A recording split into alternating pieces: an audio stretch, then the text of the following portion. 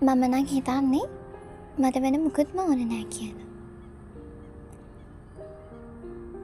කොහෙට හරි ගිහිල්ලා නිදහසේ ටිකක් කල්පනා කරන ගමන් ඉස්සරහ ගැන හිතාන තිබුණොත් හොඳටම ඇති.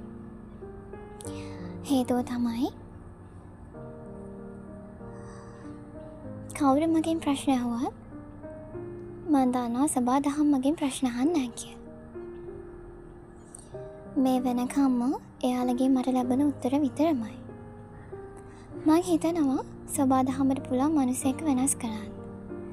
ඒ වගේම අපි යන දිශාව මොකක්ද කියලා පෙන්වන්න සබා දහමට පුළුවන්. හිර වෙලා ඉන්න ජීවිතය ඇතුලේ කොළපාට පරිසරයක හිත නැවතුණොත් ඒක තරම් හිතට සැනසීමක් වෙන කොහෙත්ම නැතුව ඇති.